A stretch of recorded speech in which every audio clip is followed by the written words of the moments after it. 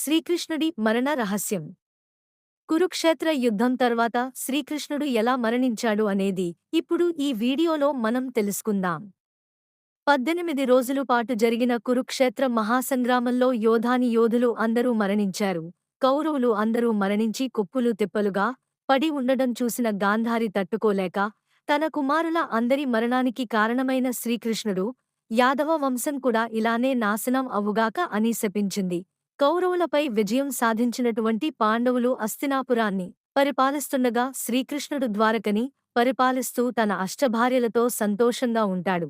ఈ విధంగా కాలం గడుస్తూ ఉండగా ఒకరోజు మహర్షులు అంతా శ్రీకృష్ణుడు కోసం వేచి చూస్తూ ఉంటారు.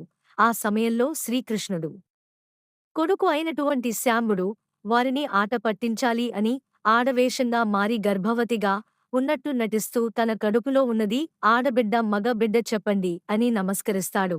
తమ దివ్యదృష్టితో అంతా గ్రహించిన మహర్షులు నీ కడుపులో నుండి ముసలం పుడుతుందని, అది మీ యాదవ వంశం అంతటినీ నాశనం చేస్తుంది అని శపించారు. మహర్షి ఇచ్చిన శాపం గురించి తెలుసుకున్న శ్రీకృష్ణుడు శంభుడు పొట్ట నుండి వచ్చిన రోకలిని అరగదీసి సముద్రంలో కలిపి వేయాలి అని చెప్తాడు. శ్రీకృష్ణుడు చెప్పినట్టుగానే ఆ ముసలాన్ని అరగదీస్తూ ఉంటారు. ఆ ముసలాన్ని అరగదీసి విసిగిపోయిన యాదవులు చిన్న ముక్కగా మిగిలిన దాన్ని సముద్రంలో విసిరి వేస్తారు. కొన్ని రోజులు గడిచిన తర్వాత ఆ ముక్క సముద్రం నుండి బయటకు కొట్టుకువచ్చి ఒక వేటగాడికి దొరుకుతుంది. దానితో ఆ వేటగాడు బాణం తయారు చేసుకుంటాడు.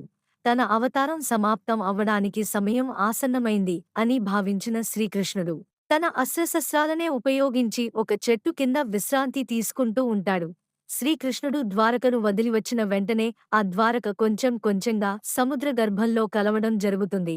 శ్రీకృష్ణుడు తన 2 కాళ్లని చాపుకుని చెట్టు కింద విశ్రాంతి తీసుకుంటున్న సమయంలో ఒక వేటగాడు శ్రీకృష్ణుని పాదాలు మెరుస్తూ ఉండగా అవి జింక పాదాలు అనుకుని ముసలంతో తయారుచేసిన బాణాన్ని విసురుతాడు. ఎంతో విషపూరితమైనటువంటి ఆ బాణం తగలగానే శ్రీకృష్ణుడు తన ప్రాణాన్ని అక్కడే వదిలేస్తాడు. శ్రీకృష్ణుడు మరణానికి కారణమైనటువంటి వేటగాడు పూర్వ జన్మలో శ్రీరాముని చెట్టు చాటు నుండి సంహరించిన వాలి. శ్రీకృష్ణుడు ఎంతకీ తిరిగి రాకపోవడంతో అర్జునుడు శ్రీకృష్ణుడి కోసం వెతకడం మొదలు పెడుతూ ఉంటాడు.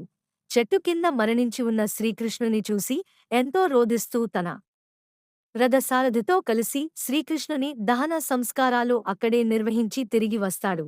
శ్రీకృష్ణుని మరణంతో ద్వాపర యుగం అంతం అవుతుంది. కలియుగం మొదలవుతుంది.